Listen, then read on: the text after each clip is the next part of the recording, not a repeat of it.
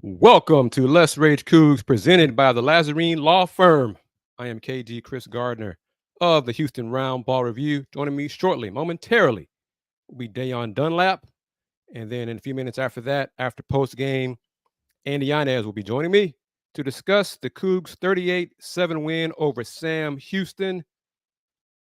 When Andy joins, he was correct. This was a get-right game for the Cougs. Beyond that, I'm kind of curious what the fans think about the game. The Cougs won. Sam Houston looks like an FCS team in their first year on the FBS level. Talent levels that's not there. Their offense is just not there. I mean, that first drive that Sam Houston had some doubts, like, oh no, here the Cougs go again. Went up 7-0, and then the Cougs scored the remaining 38 points and did it pretty easily. Penalties were a problem. Donovan Smith put up some good numbers, solid. Parker Jenkins, 3 rushing touchdowns. Saw some good things. Saw some things. A lot of penalties. Offensive line, right side, had its moments of like, oh my gosh, what is this? Just give me your thoughts on it. Sam Houston, for FBS, they have ways to go. They're no longer on the FCS level. They were great on the FCS level. They're not even good on the FBS level. And makes me wonder what they did really against BYU in their first game of the season to hold BYU to 14 points. But Corey Miller, thank you very much. And notice we got new sponsors for Let's Rage Coogs, the Lazarine Law Firm, and then, of course, as well as usual, Star Pizza and Sac Ave. Thank you to them, our two secondary sponsors. But fans, give me your thoughts. Give me your comments. What you think? The announced attendance, and let me say that one more time. The announced attendance was 35,004. Yes, you heard me. 44. 35,044. 35,044. So that's how many tickets were sold. Was not nearly that many people inside the stadium sitting down in their chairs or bleachers. But 35,044 is the announced attendance for tonight's Cougs 38-7 win over Sam Houston. And as I said, the numbers, like Donovan Smith put up numbers. Just give me your thoughts on it. Donovan Smith, 31 for 40, 294 passing yards. We saw moved up to second string. Uwe Ale is now the second string quarterback. Came in late third quarter, involved in a flea flicker. His pass was almost picked off. It was picked off, and then it was dropped. And then the fourth quarter, he threw a laser to Stacey Sneed, who took it the rest of the way for a 58-yard touchdown pass. Like I said, Parker Jenkins, 20 carries, 105, 3 touchdowns. Matthew Golden, 9 catches for 92 yards. Stacey Sneed, 3 catches for 65 yards and 1 TD. So spread it around. What are your thoughts? It's a win. And let me be clear on that. It's a win. We've lost 2 in a row and looked bad last Saturday against TCU. Looked overmatched, really, at some parts of that game against TCU. Beating Sam Houston was a bounce back. I'm not sure it was anything beyond that. Sam Houston's offense, we see why they've only came into the game averaging 1.5 points per game. Yeah, that their offense still has ways to go. New quarterback, too. Wasn't impressed with him very much. Their O-line is a work in progress. Sam Houston, 25 carries for 63 yards on the ground, a net of 52. It's just nothing great. Passing 15 for 23 for only $126. You get the idea. Cougs won the game, did what they're supposed to do. That's really all I can say. They did what they're supposed to do, basically. Take the W and move on. Right, Da'Yon? Just take the W and move on. Yeah, I mean, you pretty much just said it right, Chris. Just take the W and move on. Like you said, you looked, like you were supposed to look in regards to winning the game in the fashion that you did. Defense outside of their first drive stepped up, played well, but I think the Parker Jenkins had his coming out party. I think that's a highlight. But can you sustain that run game going forward in Big 12 play? Probably one of the biggest questions. Agreed. And see, that's where I am with this game. Because of the opponent, Sam Houston coming from FCS to FBS first year in the FBS, first year in Conference USA. I'm kind of curious to see if the Cougs can carry this forward in Lubbock next Saturday against Texas Tech, a Big 12 team. We'll see. This game, if it would have been the third game of the season, rather than Cougs already played one game in the Big 12, the scheduling is kind of strange to me, but they're 2-2, going to Lubbock, 2:30 kickoff next Saturday in Lubbock. The network will be announced probably on Monday or Tuesday, and we'll see what the Cougs can do. Texas Tech lost at West Virginia today, so they're having their issues. We'll see. And Texas Tech is a team at home that played an Oregon team really well, and so it'll be interesting to see how Houston travels and can they sustain really any offense against Big 12 defense. Donovan Smith, he looked and throughout the season when his receivers haven't dropped the ball and he's had time, he's been accurate passing the ball. Now it's just sustaining that and sustaining drives. But I mean, you look like the way you looked against tonight. There's really not much to take. We got what we expected. You got a dominating win, and now can you do it against a Big 12 opponent? That's basically it. And we weren't the only people to have questions, concerns about which Cougs team we would see tonight. The Cougs won. They were the better team, better talent. I'm not sure how much coaching was great play calling. Good to see Parker Jenkins get a start. That's good. And he should be the starter going forward. But beyond that, as Frank says, it's lots of screens, one-on-one matchups. Sam Houston, they were outmatched on almost every position. I mean, I think it was a good job exploiting matchups, getting Matthew Golden in favorable matchups like you did last year with Tank Dell and Speedy Stevenson, and even receivers that he's had throughout his entire career, regardless of Ferguson. So I like the way he called the game and offense. I think it's something they can continue to do, look to do that, get him maximum touch. I want Sam Brown to have a little bit more touches to him and Matthew Golden and kind of have share the load and. If you can sustain that running game with Parker Jenkins, the defense hasn't. I mean, they've gave up some yards and they gave some push here and there, but it's about just getting that offense jump started and getting that identity and see if they can do it against a Big 12 opponent. Really, I mean, I know I keep saying that, but that's the question. That is the question. This game, in one sense, it was a check game for Sam Houston. It was a confidence booster for Houston. The broadcast crew toward the end of the game mentioned that, and I hope Andy or someone gets a chance to ask Coach Holgorsen about this, but I guess during the week, they were like maybe at Coach Hogue's house or one of the coaches' houses, and Coach grilled some sliders or whatever. I'm like, Coach can cook. I'm surprised at that, but just some things to get with the team, relax, some unity, some bonding with teammates, and refocus. It worked. But more than that, maybe this game would be a confidence boost, and we'll see if they can build on it next Saturday against the Red Raiders in Lubbock. Beyond that, I don't know what else to take from this game, really. Uyale, he looked good. He's kind of a shorter quarterback. Could be promising for the future.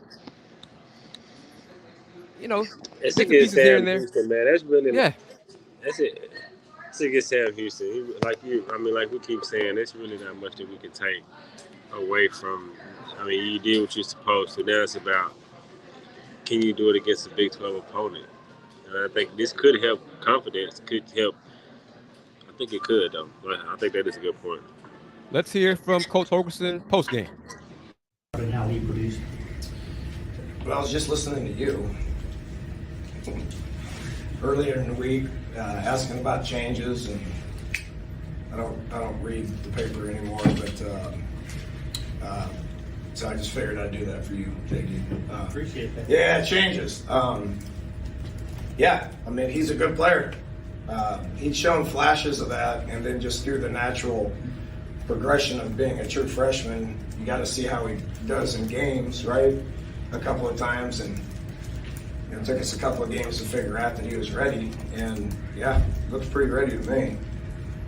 He's got a chance to be a special player, so, first 100-yard game, I think we'll be seeing a lot of that around here around Parker Jenkins.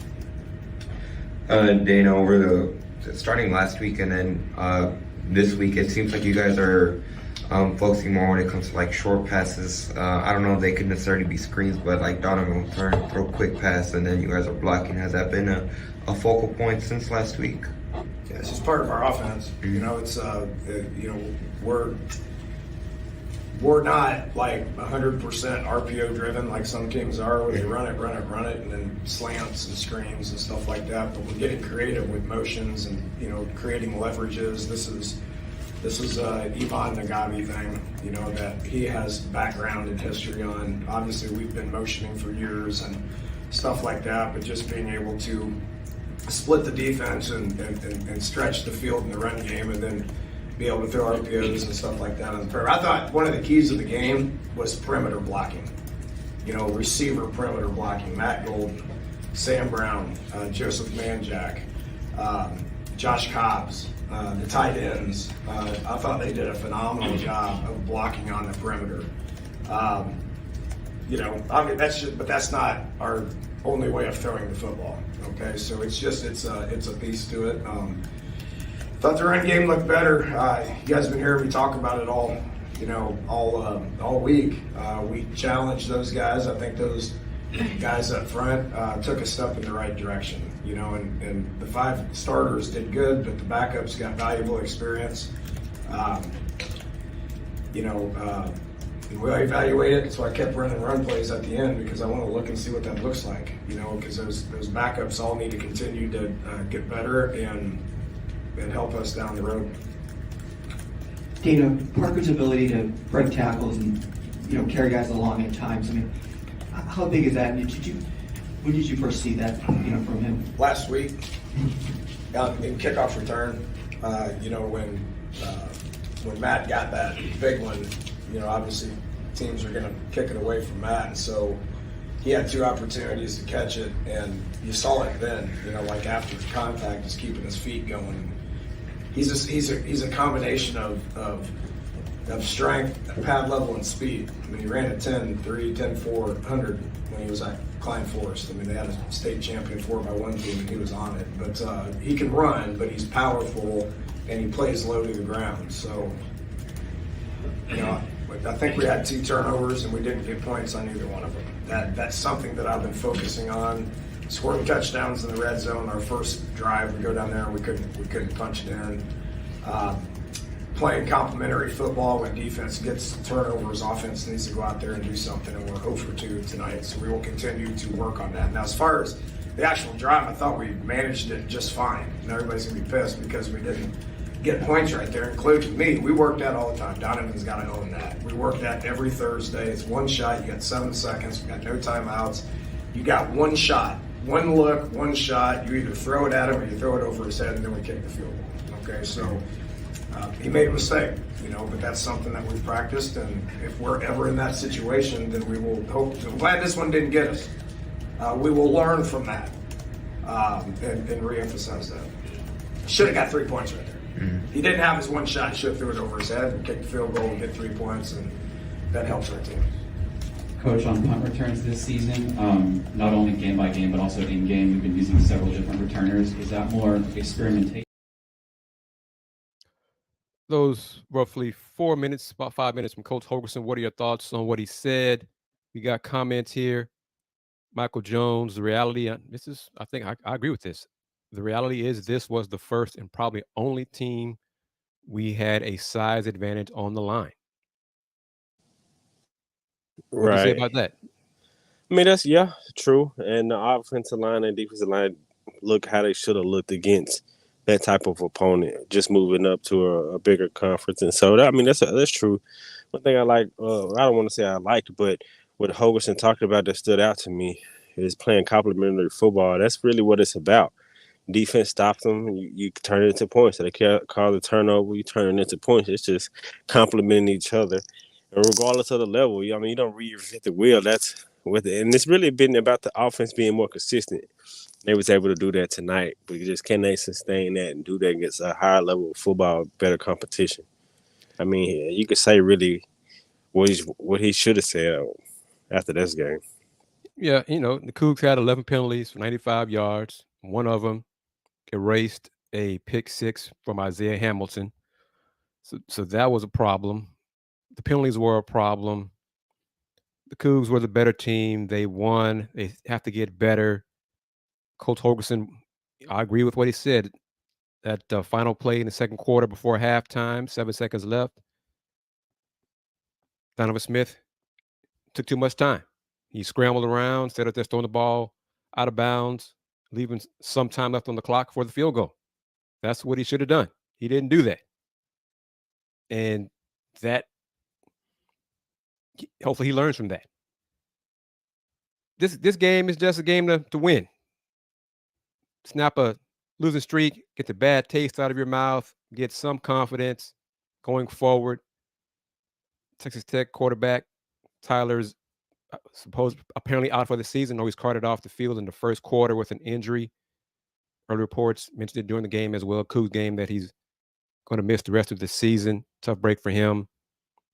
So the Cougs, it's a road game in the Big 12. So no way in the world am I picking the Cougs to win in Lubbock next Saturday. 2:30 kickoff. But I'm glad to say tonight is the first of the rest of the season. Sponsored Let's Rage Coogs show, sponsored by the Lazarine Law Firm.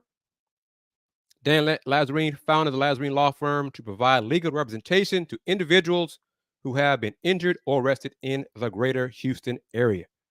Dan Lazarine understands that bad things sometimes happen to good people. Worse, false allegations are made every day. With offices in Houston and Sugar Land, Dan is equipped to handle your legal needs in Harris County and surrounding counties, including Fort Bend County. If you have been injured or find yourself in other legal trouble, call the Lazarine Law Firm at 281-720-8551. One more time, 281-720-8551. Or visit Dan online at www.lazarinelawfirm.com. www.lazarinelawfirm.com for a consultation. I like saying that. It means got another sponsor. Excellent. Excellent. All right. Dan, you ready, my man? Coming back to you. Want to get that live read in there. All right. Demerick is consistent. Fire Dana. And then he says, oh, by the way, go Cougs. I think Parker Jenkins will be the starting running back rest of the season. As long as he's healthy, he should get the start, get that nod. 105 yards this evening, 3 rushing touchdowns. He got it done.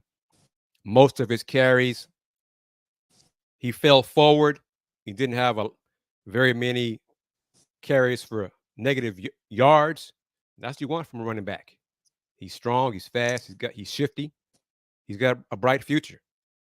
Cougs continue to get to that, improve that offensive line, add to it.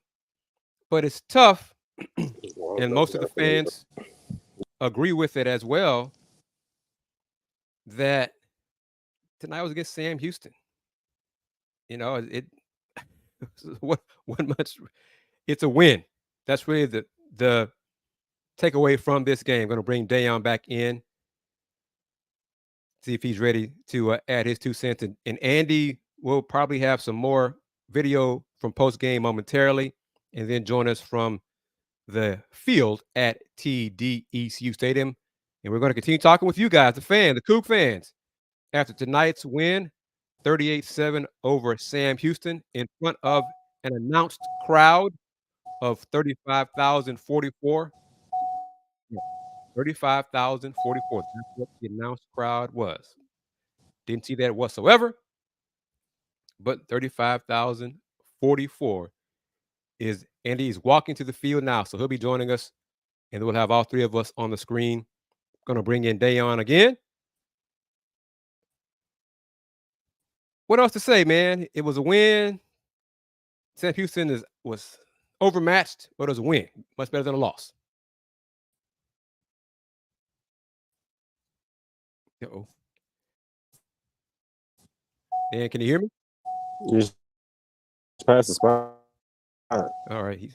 Dan's having some issues there.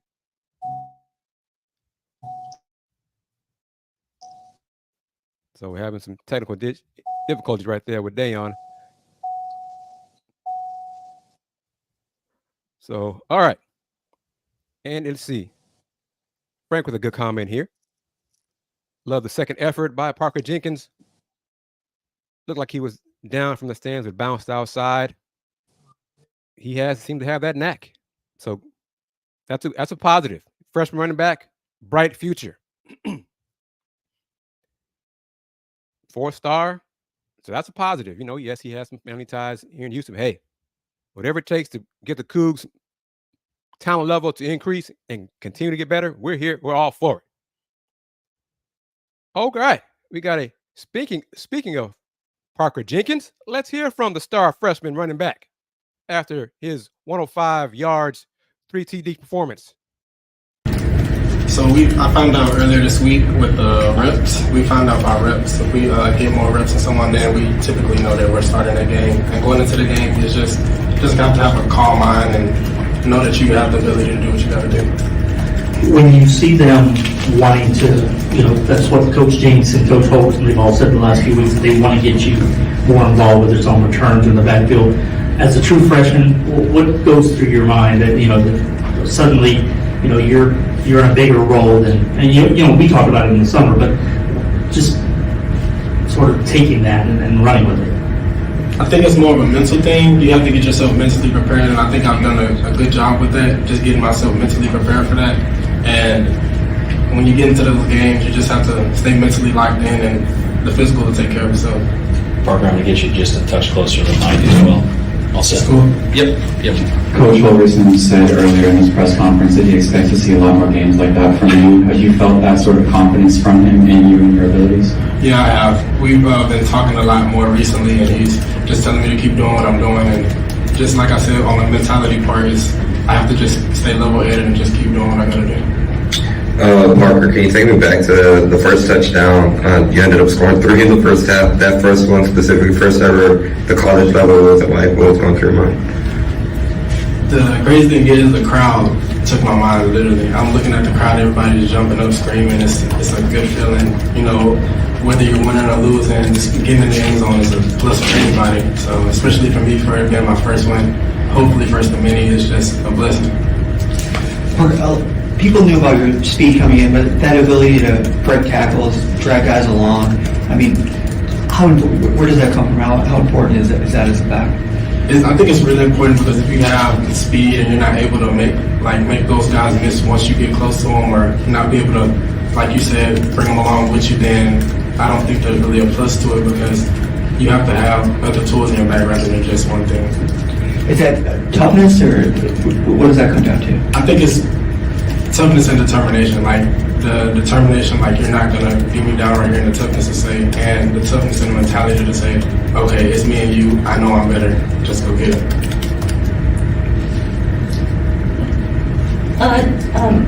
You had some really good physicality out there. I thought you did a tremendous job with that. So can you just tell me the kind of mindset that you have going in, and I guess the kind of running back that you are, and what do you think you bring to the team? Like he mentioned, the speed part, and the speed and the physical, not too stocky, but I can move, make guys miss, bring them along with me, truck people if I have to.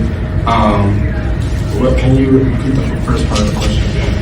Just the kind of running back that you are, what do you think you bring to the team that makes it? I think I bring that maturity.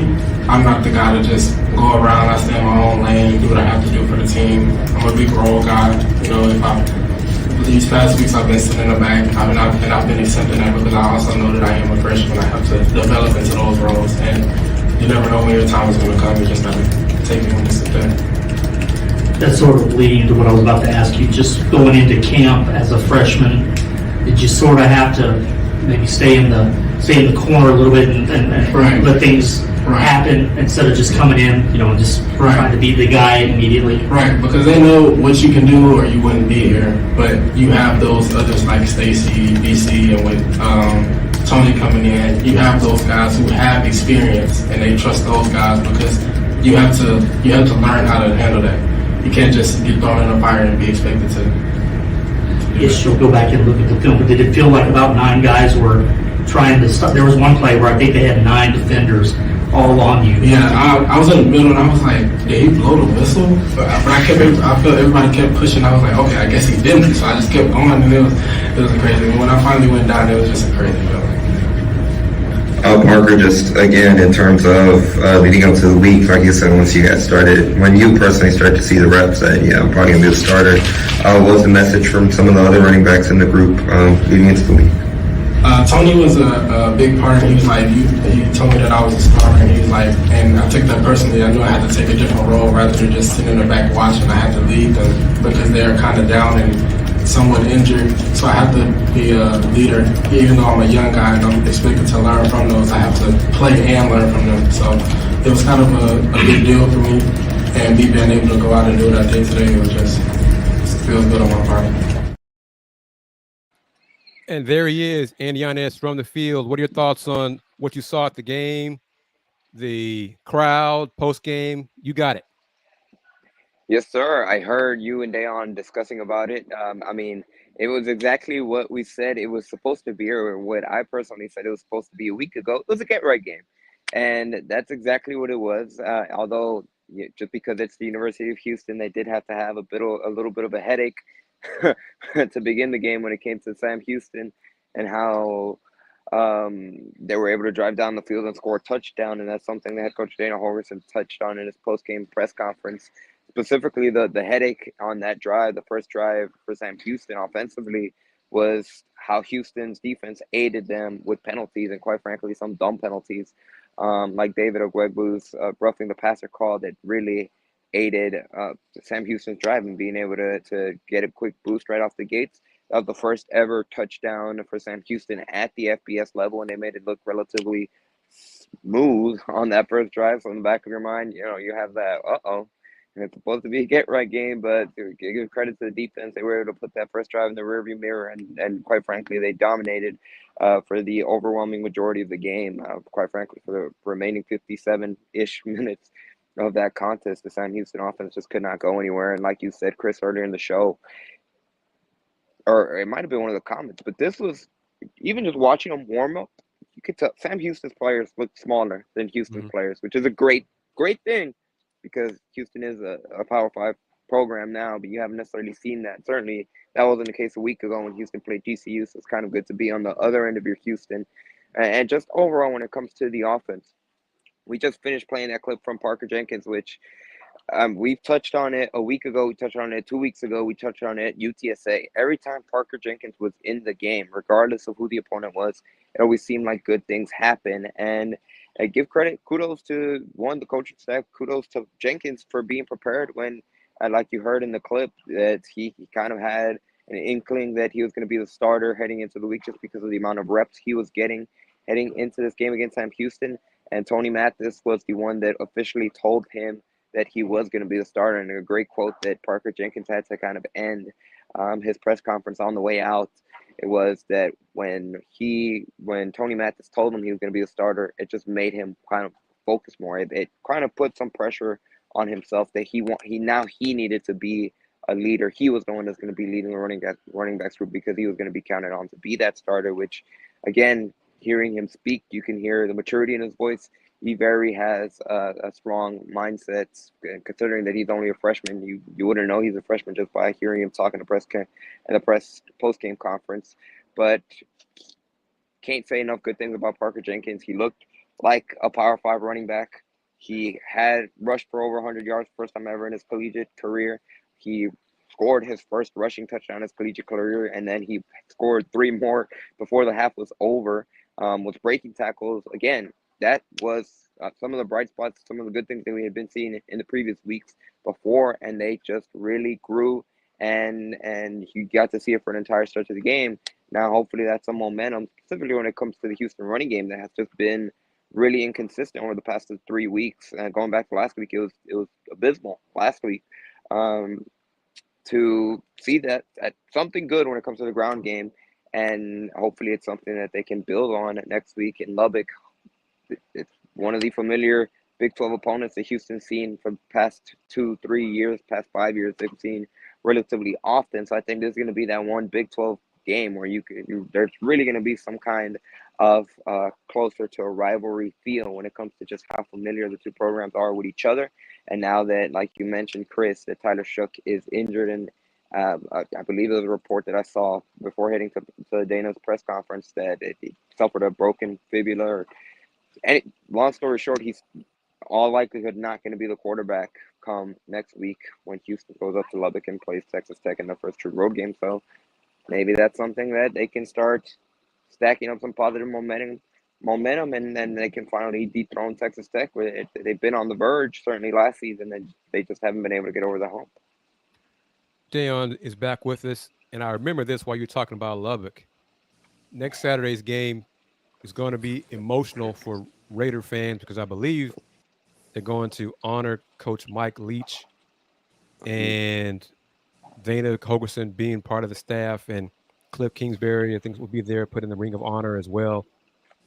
So that'll add some extra motivation for Texas Tech. Tyler mentioned potentially being out for the rest of the season. Andy, I don't know. Let me ask you this, because Juan brought it up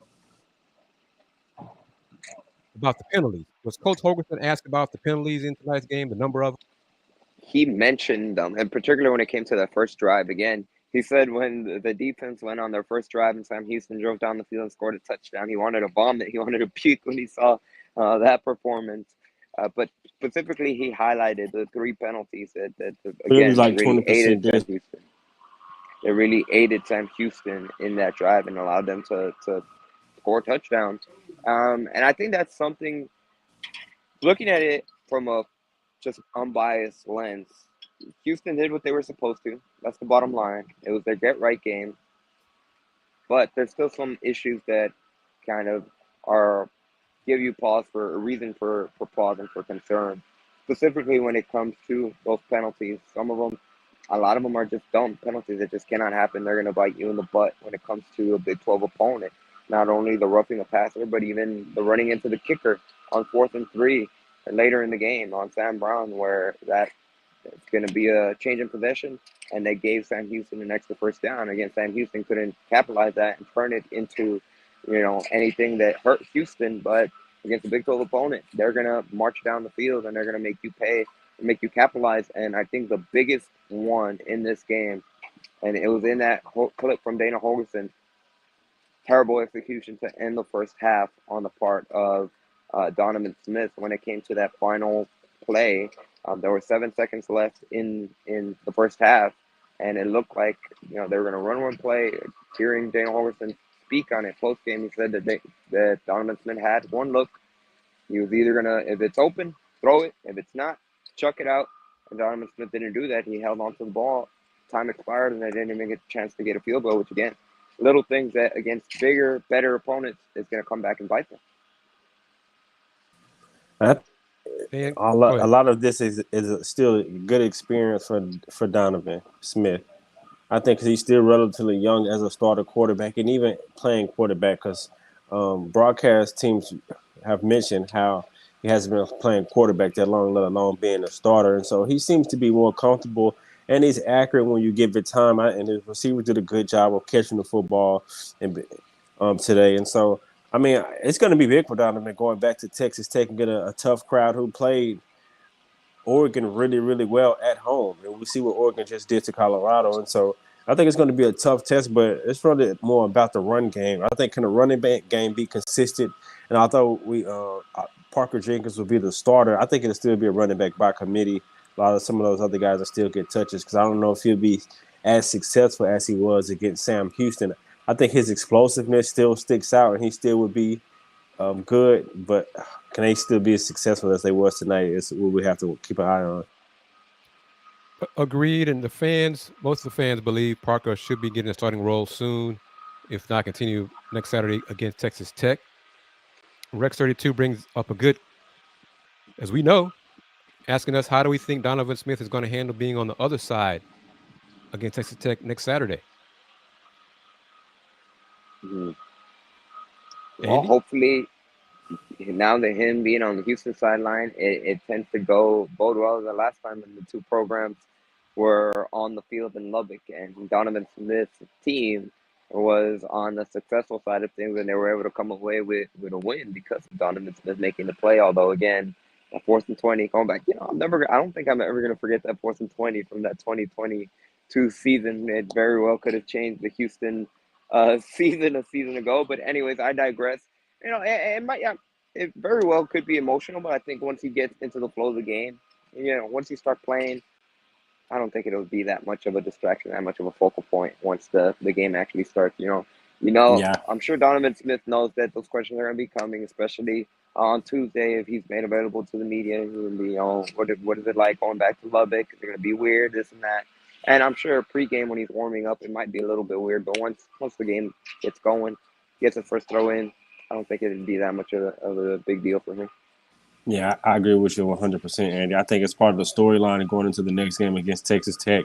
He asked questions about it, and like you said, in warm-ups, hearing the fans, I think it probably help him be more competitive. I mean, I'm sure he's a highly competitor. Help him really get ready for this game, and hopefully he can come out and have a good performance. He'll be comfortable in that crowd, knowing how loud it is, knowing how loud it can be from experience, but now he'll be on the other side of it. But I think he's been well composed throughout the year. I think he'd continue.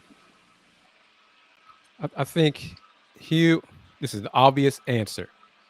He'll be as effective as the offensive line allows him to be. Yeah. He's comfortable in the pocket. He made some really good throws. The line gave him time to, go to even some check down routes, things like he made some real good throws. And he seemed more comfortable in the system. Yeah, he did that. But again, we're basing it on Sam Houston. Yeah. So let's see what they do against Texas Tech, another Big 12 opponent.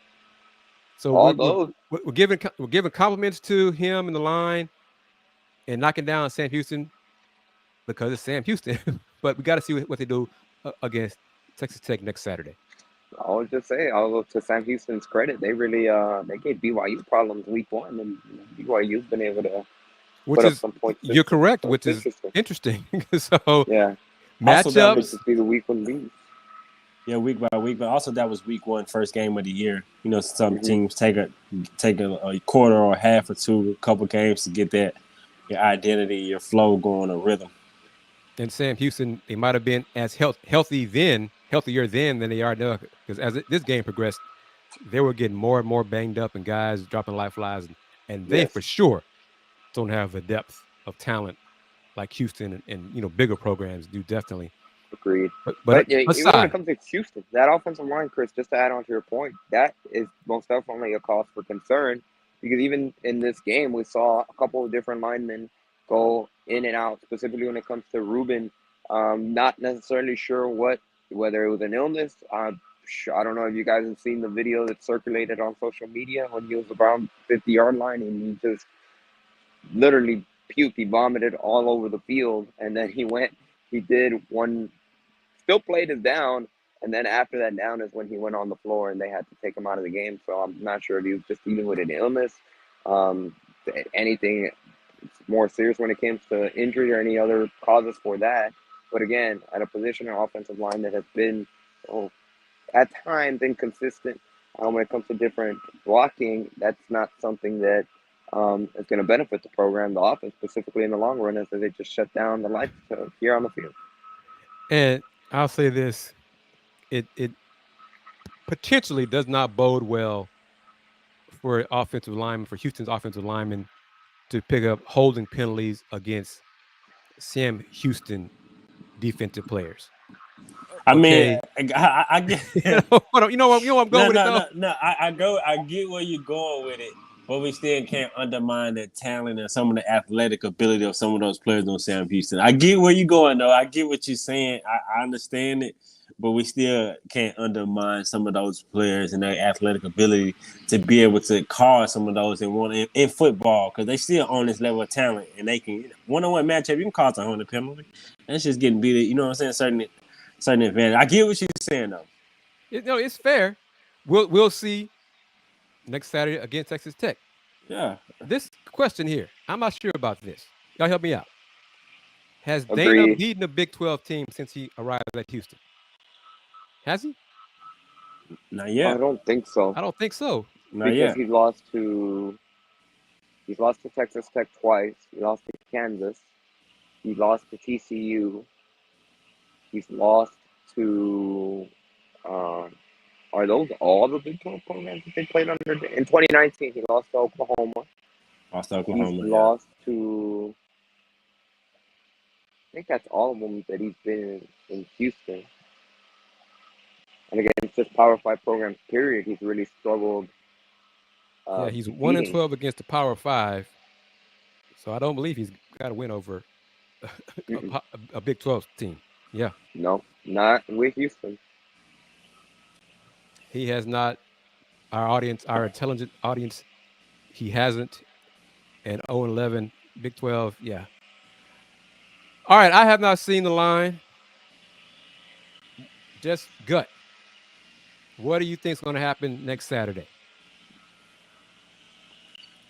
Any given Saturday, I think it'll be a competitive game. I just think I'll be watching the offense. I think Houston defense has been opportunistic throughout this entire season. They've given up some yards, but they'll create a turnover. They'll get a sack. They'll cause a fumble or a punt to get the ball back in the offense's hands. So I'm really going to be seeing, can the offense move the ball and sustain drives and finish with touchdowns? I mean, you can get in the red zone and stall out or get a field goal, but can they finish with touchdowns? And can they be consistent? That's what I'm going to be watching. I think they put some things together from Sam Houston, but against Texas Tech, more talent on the road, that's what I'm going to be looking for. Can they do that? Yeah, agreed 100%. Sorry, Chris, I didn't mean to cut you off. Just when it comes to the offense against TCU, they were able to move the ball a little bit in between the 20s, but once they got into the red zone, they were not able to capitalize, period. And again,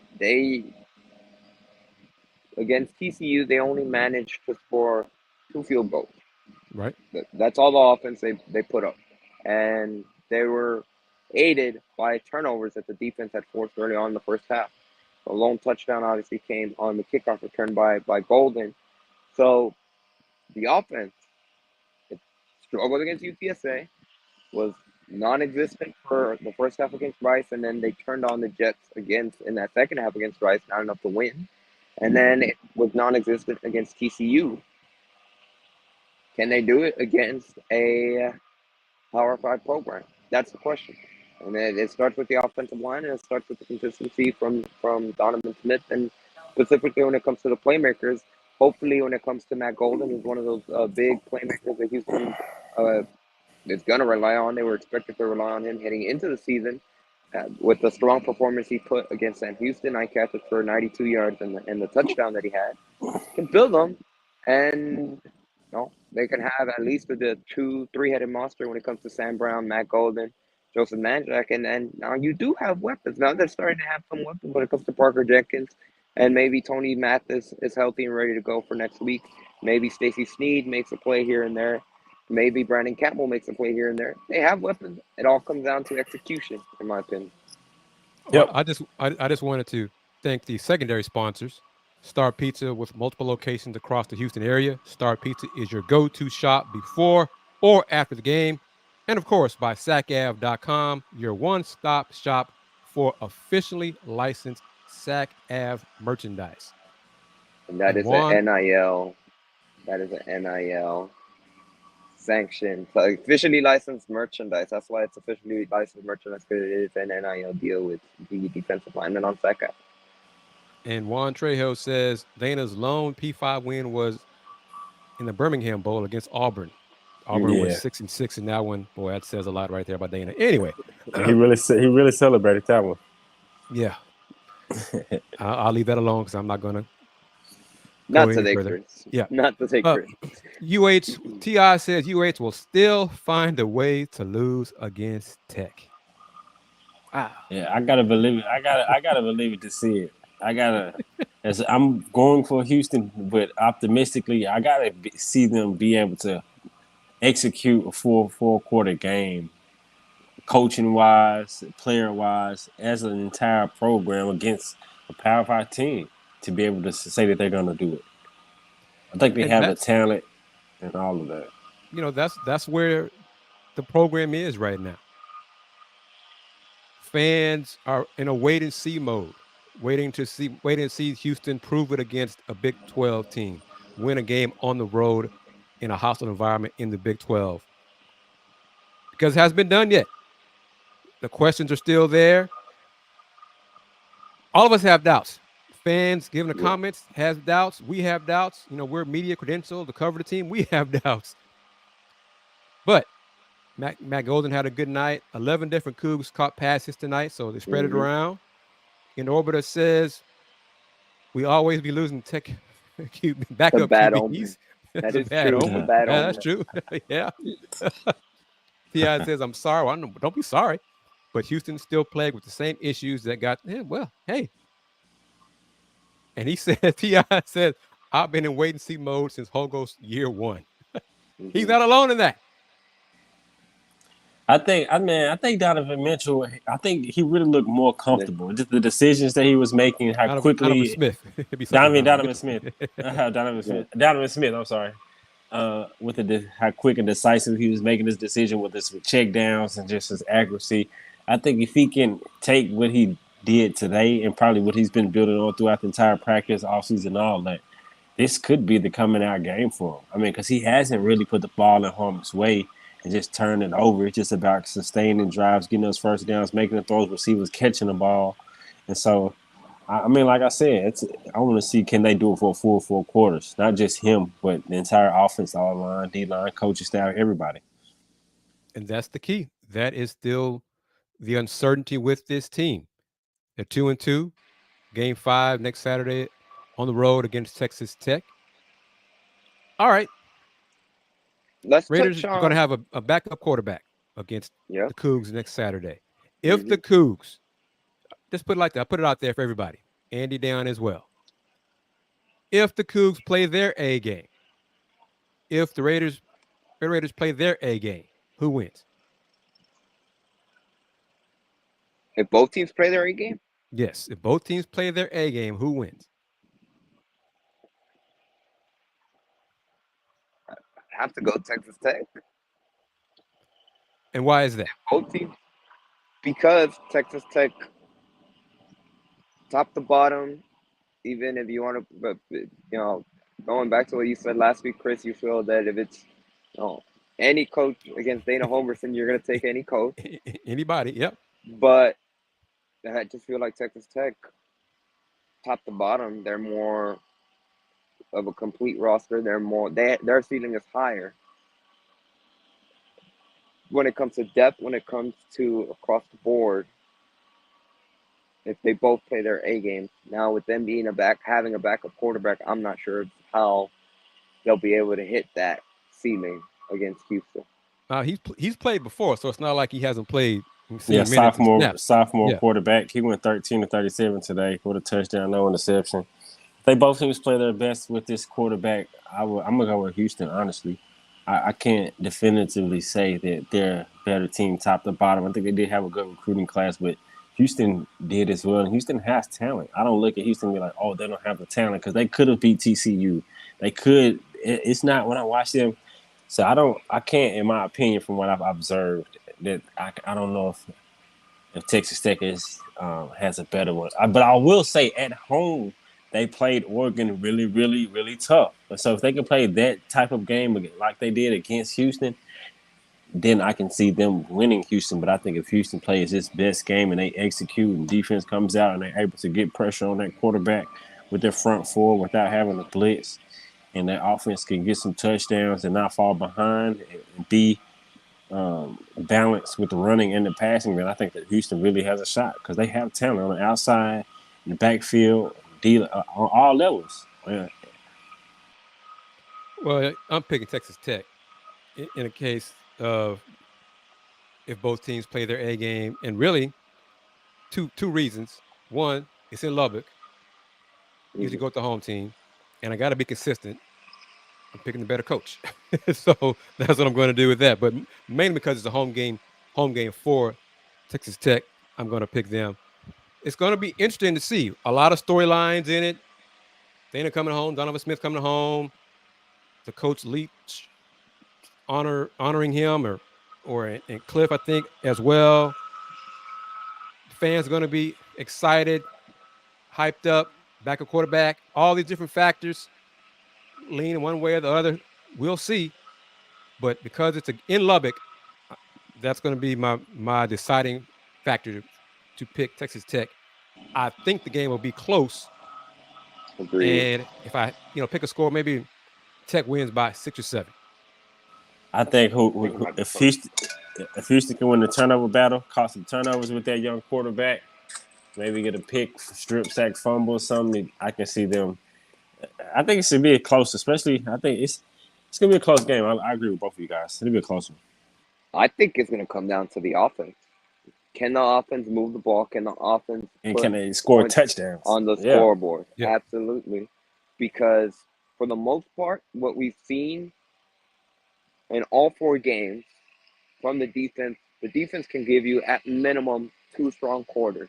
And they did it against TCU. So they've shown that they can compete against Big 12 competition. And I think Texas Tech, I think TCU ceiling is a lot higher than Texas Tech. So I think the defense. This Texas Tech team lost to Wyoming. Agreed. I think the defense is going to, cause some havoc for the Texas Tech offense. They might have a couple of drives here and there where Tech is able to move the ball and they ultimately end up scoring. But if Houston can put up points, I think the defense can do more than enough to win the game, or to at least give the offense a chance to win the game. It's going to come down to offensive execution and down, like you said, I agree 100%. Scoring touchdowns on the boards and not settling for 50-yard field goals that are just ruining the kicker's stats for the season. Yeah, T.I. says this, and we all know the history of UH losing to Texas Tech for a while now. The statement is true for everybody. It's going to come down to who takes advantage of field position, turnovers, and short yardage conversions. And Da'Yon keeps hitting on it, hammers it home. The Cougs need to, when they get in the red zone, score touchdowns instead of field goals. Mm-hmm. They do that, then obviously they improve their chance to win a game. But the same could be said for Texas Tech. It's going to come. Football is simple. Don't turn it over. Typically you win the turnover battle. Don't have dumb penalties. You get touchdowns instead of field goals. You win. And we'll see who does that next Saturday. 2:30 kickoff. And I guess we'll find out the network Monday or Tuesday. But the Cougs in Lubbock and try to improve to 3-2 and 1-1 in Big 12 play. Real quickly, Kris, before we kind of wrap up and close things out, I'm not sure if you guys have talked about Uli Ali, but what did you guys see from him? We finally saw a different quarterback in that second half. He had one play that it was sort of a trick play, you could call it. Donovan Smith pitched him back to Ali. He aired it out, and from our vantage point in the press box, it looked like he threw it into double coverage. But head coach Dana Holgorsen postgame said that the throw was good. It was the safety that just made a heck of a play. And then, of course, his second throw of the game, once he officially took over as a quarterback when Houston was leading by 20-plus points. Quick slant to Stacy Snead, who took it the length of the field and ended up scoring a 50-yard touchdown. So very limited sample size, but it's very clear that they're really high on Ali. Well, the coaches, before the season started, were high on him. and his potential. He's got a strong arm, but you showcased it. Yeah. I think Donovan Smith is the quarterback Dana feels more comfortable with. But if Uwe continues to improve, I'd be okay with him getting in games like tonight, fourth quarter, improve, get some confidence, but not ready for him to be a starter this season. Agreed. Most definitely. I agree. Nothing like that. Yeah. I agree. Yeah, I think he showed some things. Quick release, strong arm, has some athletic ability to move around a little bit. So I think he showed some flashes of a little bit what he can do. The left-handed quarterback, so it's a different release, but he has some talent. And answer this right here, Houston. He's picking and choosing what I said about winning turnover battle. Also, the Cougs did nothing with those turnovers. They got them and did nothing with them. Against TCU, it led to 2 field goals. So yeah, touchdowns instead of field goals. That's also what we've said in tonight's show. Yeah, hey, it's good to get an interception, but if you do nothing with it, okay, you got an interception. So what? You got to get touchdowns off those turnovers. That's part of being a good team and successful team and winning on the road and having a chance to beat good teams. Not just, hey, we got a fumble recovery. Did you score a touchdown? No. Okay. And with that, Da'Yon said he's out. No, hopefully he'll come back in a second because Da'Yon's conclusion is part of what makes Les Rage Coogs special. Mm-hmm. But Andy, how many media colleagues were at the game? Me, Ryan, Joseph, Kris Baldwin, 2 from the Daily Cougar, not counting photographers. And then there was one individual, I believe, I'm not sure, I'm pretty sure he works for Dave Campbell. I don't know him personally, so I don't know I can't call him by his name. And then another individual who I have no idea who the outlet is or I've seen him before. So I would max 9, but I think it's about 8 individuals. No one on the Sam Houston sideline. Really? Yes, sir. At least from that vantage point, it was pretty empty when it looks to the visiting side media. That's a surprise. It's not like it's a long trip. But okay. Well, Sam Houston didn't even bring its band. It was surprising. Maybe they don't have a band, but if they do, they didn't bring them to the game. That's also surprising. Oh, right. Well, maybe they get ready for conference play that starts next week, like in the middle of the week, as part of Conference USA's new TV deal, having games on during the week. So good luck to them. That program has a long way to go to compete and be successful on the FBS level. But that is not the concern of the Houston Cougars. The Cougs won tonight 38-7. Donovan Smith, 31 for 40. 294 passing yards, 1 passing TD. Hui Ale, 1 for 2, 58-yard passing, had the touchdown slant pass. Stacey Sneed. Freshman Parker Jenkins, 20 carries, 105, 3 rushing touchdowns. Matthew Golden, 9 catches, 92 yards, 1 touchdown. And Sneed with 3 catches, 65 yards total receiving, and that 1 touchdown where he showed off that Andy Yanez blazing speed as he took off and left the defenders in the dust. I've never known for my speed, Kris. Never known for my speed. You have good hands, though? Could you catch the football tossed your way? Depending on the day. When I never played football, but I would always, 2016 when I was in high school, the big popular thing was the Odell Beckham catch. So what do you think all the kids were trying to do? Yeah, trying to do a one-handed catch. Yeah. Trying to do the one-handed Odell catch. My hands were decent. Depending, there'd be some days where I guess they'd just be bricks. So it was very inconsistent. So if you ask Calvin Sampson, no, I could not catch a football because I was too inconsistent on the given day. All right, let's wrap it up.